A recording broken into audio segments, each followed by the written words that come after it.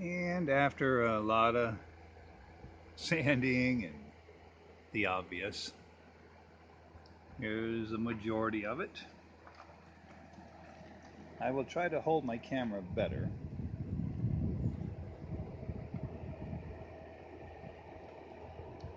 Okay, let's go on over a few things with it. This is the top side. Obviously you saw this is the front. Your variator bolts in way up here. See, and this here is your little lever for the, the lever that operates it from the outside. And it bolts way up there.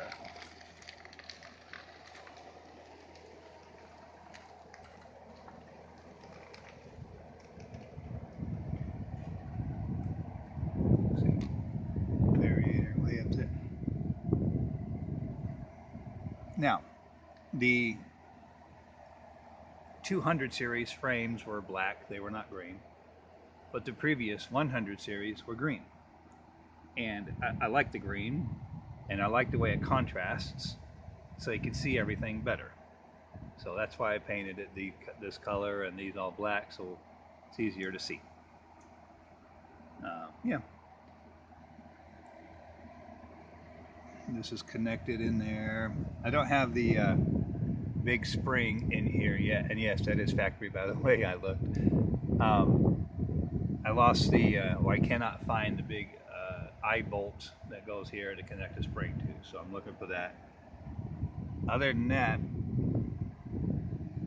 I'm putting new Zerk fittings on there. Like you can see up, where is it? Up here, the two Zerk fittings.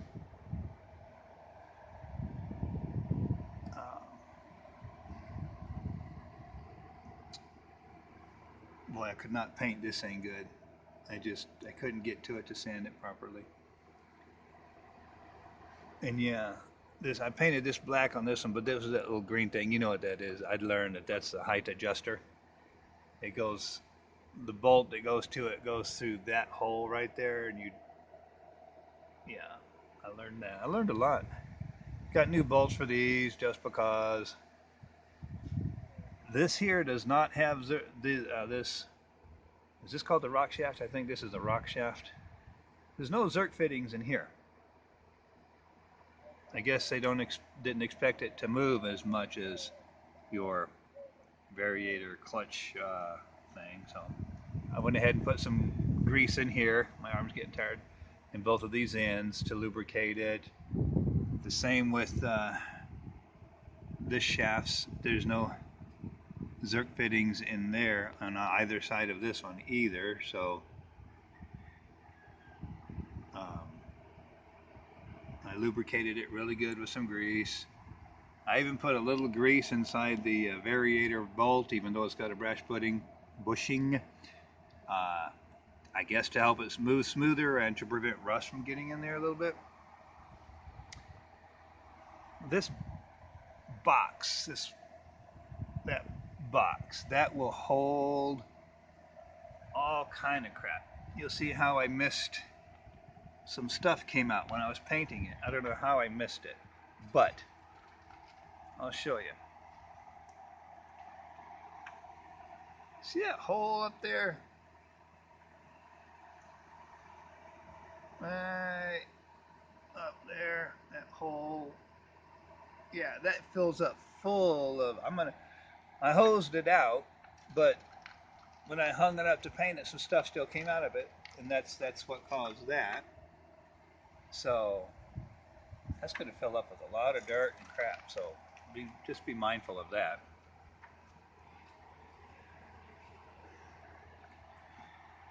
Of course, I painted the engine cradle. The motor mounts or the isolators were in good enough shape. I left those.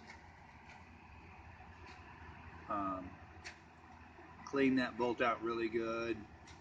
Lubricated it. Put this back on there. That's just dirt.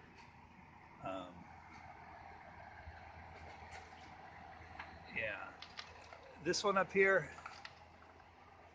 the brake lever, whatever you want to call it, I could not paint that and put it through. You can see I've sanded it off a bit. The paint was Even though I did a thin layer, the paint would not allow it to go through the bushing there.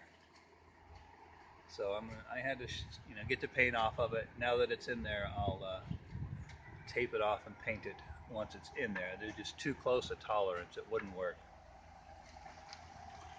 Don't look at my messy garage. There's the other side.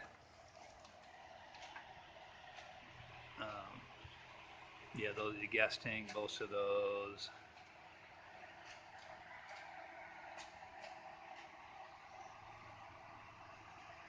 Sorry about my leg there, my knees.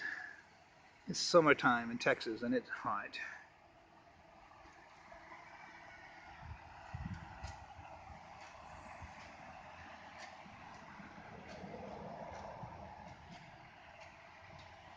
I still got to paint this rod here. Hello.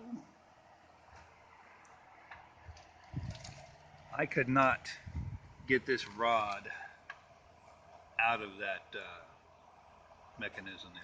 I just could not do it. It would not come out. So I had to take that out of the tractor with this attached. And that was hard. So now that I got it all lubricated up, and I'll paint this. In case you don't know, the button here, well, that backlight's probably not helping, is it? The button that unscrews. I'm going to take it out. The spring in there, I'm going to clean it, and so that just unscrews. I'll detail it, put it back later. So, yeah, here's another. The brake pedal has a Zerk fitting. I'm going to replace that one. Haven't done it yet. So here's my progress. It's fun. I enjoy it. Like I said, it's easier than cars, and I hanging it up like this. Boy, it makes it easy to assemble and disassemble and paint. It's just nice when you can have something like that to do it.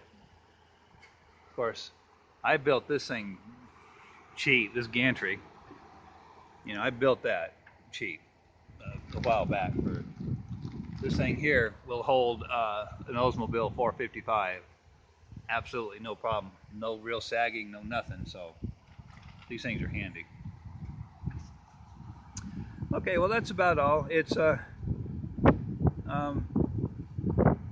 I said, once you see the contrasting and you can see what's in there, see how things go. Um, in case somebody out there is working on theirs and they don't remember how certain things went. Um, it's just nice to see something like this.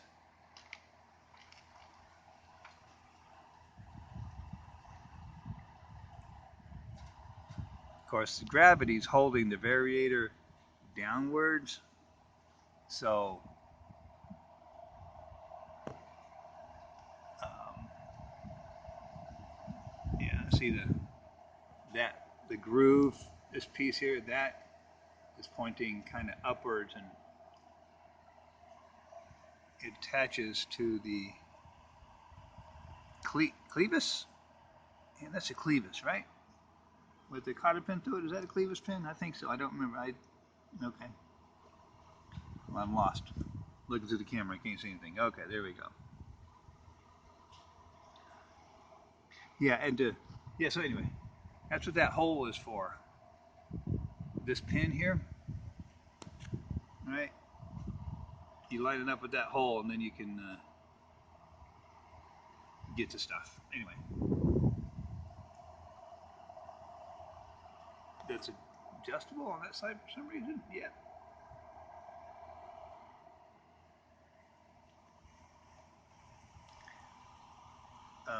Download the manual. There's a manual to this thing.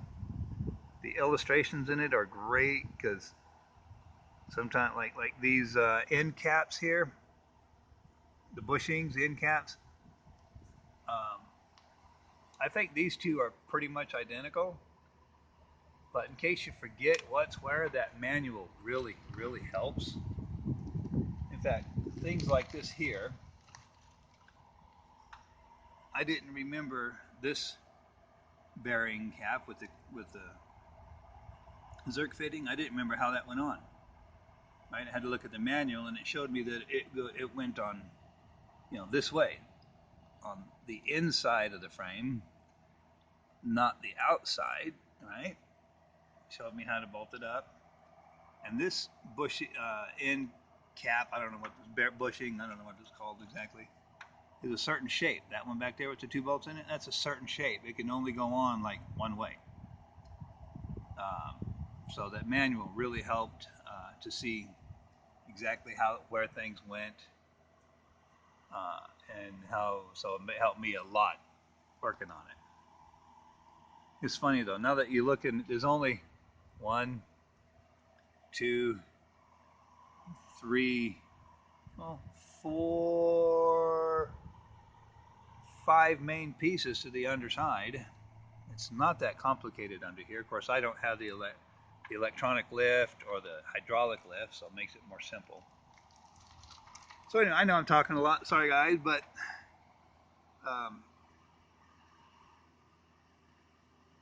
yeah, I still have the motor to rebuild, and the transmission leaked really bad. So I got to figure out how to seal it. I don't want to take it all apart because I'm an idiot. I don't want to lose gears. So, well, I guess that's all. I don't know if it's going to be nice. I'm enjoying doing it. If you ever have a chance to, it's good therapy. So, I don't know. Let me know if you like it. Let me know if it helps you or whatever.